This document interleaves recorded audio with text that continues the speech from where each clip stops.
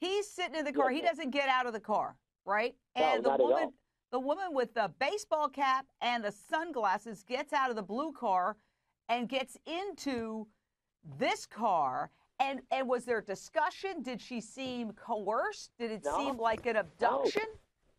No, not at all. Nothing suspicious like that at all. Like I said, she had it looked like maybe she had her purse or something in her hand. Nothing like an overnight bag or nothing stupid like that. She only just got into the vehicle, and the car was already, must have been still in drive, whoever was in that red car, because they were pulling off. They never pulled onto the highway, like behind me, right or left or nothing. I just was passing them. You know, to me it looked like somebody broke down, somebody squeaked around, picked somebody up.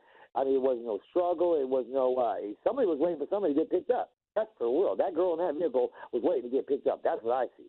You know what I mean? So I just want to, I want to make sure I'm interpreting you correctly, sir.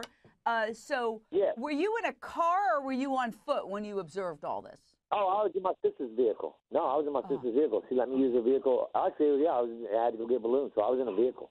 So you were driving past them in the direction in which the red car was headed? Or yeah, where the blue car was facing, I was driving in that direction, you know. Again, the red car was right behind the back where the trunk is of the vehicle, pointing like down towards into town, you know, and the west south side, I think it was. But yeah, I mean, like I said, he pulled around and waited for her to get out of the car, got into the car, and then they did their thing. I didn't see him pull into the road. She was waiting to get picked up. That's exactly. I mean, nothing suspicious out here. We check and see if somebody breaks down. Let me ask you a question, Michael. How far did all this happen from the 29 Palms Marine Base? Because our understanding is that. Beg your pardon?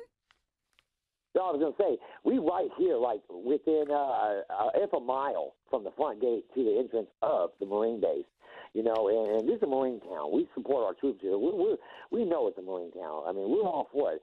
I really would hate to think that someone in the Corps had something involved with this or something to the effect where somebody knows something. So let's look at this map here.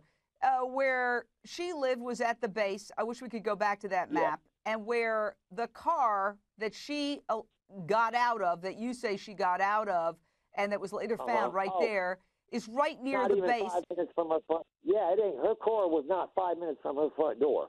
Okay, so where she said she was going is Joshua Tree. To get to Joshua Tree, the closest place where you intersect with Joshua Tree is got to be about 20 miles away, right?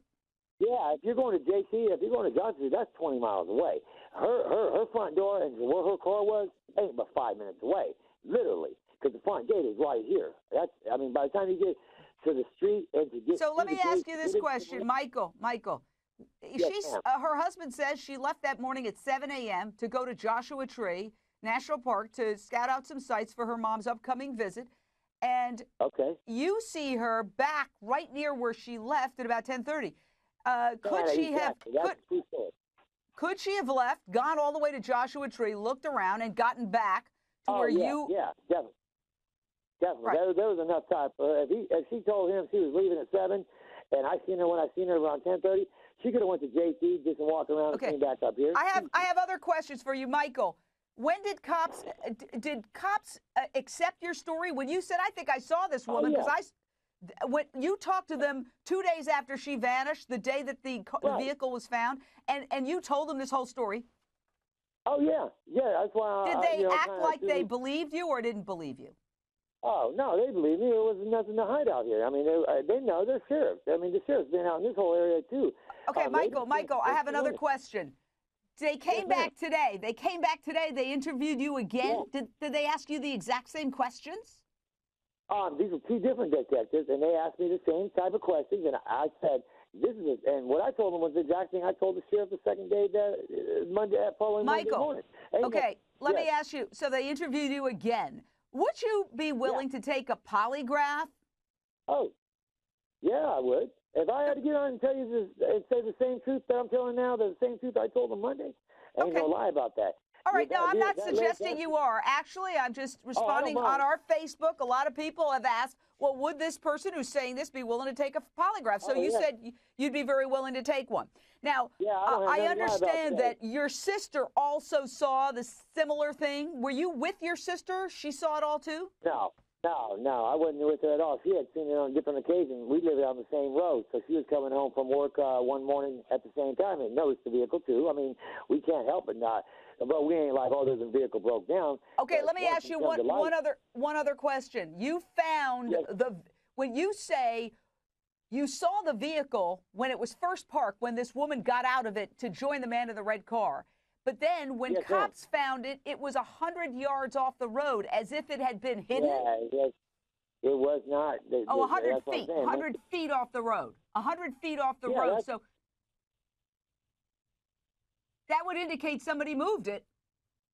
Yeah, and that's what I was telling the sheriff that morning. I'm like, listen, what I seen Saturday morning, that car was right here. Now you're telling me Monday morning that this girl's missing and the car's right there now? Somebody moved that vehicle. I know, and I swear on that, too. I take a test on that. I know that vehicle was moved. Now, I gave them that information, the same information, the sheriff, and they combed it. They did a grid. They're out here looking. You know, everybody's out here really looking for her. They're still looking for her. First of all, Michael, thank you for joining us, and thank you for letting me ask you all these questions.